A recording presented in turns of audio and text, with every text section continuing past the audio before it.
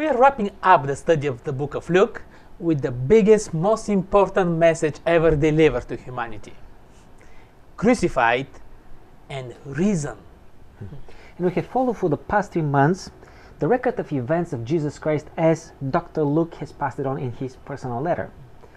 The end is dramatic, but eye-opening. Last week we stopped at the Last Supper, and now we are picking up from Gethsemane. Yeah. A garden of all places is where Jesus has to make a life and death decision. But how interesting. The lesson makes a point and comparison between the two gardens, the Garden of Eden and the Garden of Gethsemane. But what is unlike between the two is that in the Garden of Eden, not much effort, not much resistance was applied in making and holding on to a decision for God. Where in Gethsemane, according to Luke, Jesus puts up a fearsome fight, sweat, blood, exhaustion, heavy agony. Why? Exactly for the same purpose, because Jesus wants to hold on for decision for God. Jesus simply wants to stick with his plan. Jesus didn't take any shortcut. He walked the path that was arranged by Satan and clearly demonstrated where the real strength and power is. There was, however, certain victory that Satan took. Not over Jesus, but he did enter Judas. Luke has already told us in previous chapters the intent of the chief priest to kill Jesus, but also how Jesus always found a way out when he was confronted personally. Luke says that Satan found a comfortable place in Judas' heart. He loved money, he loved power, he depended on them more than he depended on the teacher. It's sad, but this is what gave advantage to those who wanted to kill Jesus. What is also sad is where Judas ended after that. It's not a joke or a game. There are only two outcomes and only two choices: with Jesus or against him. It's interesting how sometimes in our life one day makes such a big difference. Like the day we chose which college or university we'll go for the next 4 or 5 years. Or probably the day we decided who of all people will be my partner for the rest of my life.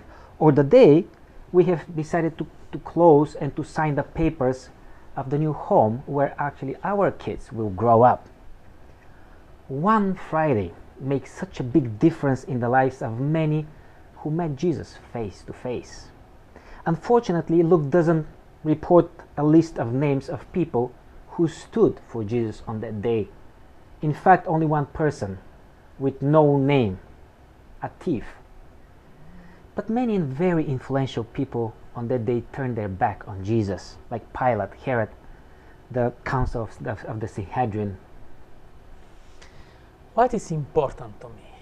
What is attractive to me? Do I understand what is happening?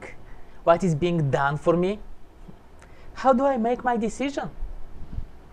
The glorious entry of Jesus in Jerusalem in the beginning of that week was overshadowed with the glorious resurrection at the beginning of the next week. I can't believe that 1 week has made such a big difference in the history of mankind. Just the thought that somebody died and on the 3rd day was alive again. How do you tell a story like that? I should either honestly believe it and have strong conviction of its authenticity, or just go away, my way, and live my life as I like it. We haven't seen Jesus walking on this earth, neither coming out of the grave, but even to those that did, those that were with him, Jesus pointed them back to check everything through what has been written. It's a whole picture. It's one message. God got the victory for our failure. As we engage in a relationship with God and walk the walk with him, we will get all the proofs that we need. Jesus never gets tired to explain it over and over again. Luke tells us that he continued explaining it to the disciples even after the resurrection. And then he told them, now share it. Go tell it to everyone. It's a great message. It's hope, life, love, and an amazing joy. I fight with myself all the time, and I either build up my faith, I grow in it, or sometimes I just sink into thoughts of doubt and unbelief. And I like to think of Dr. Luke as somebody who understood this kind of battle. Why would he otherwise select specific stories that all the other gospel writers have missed? His research really connected with my concerns and my thoughts. Thank you for your hard work, Luke. We appreciate your letter.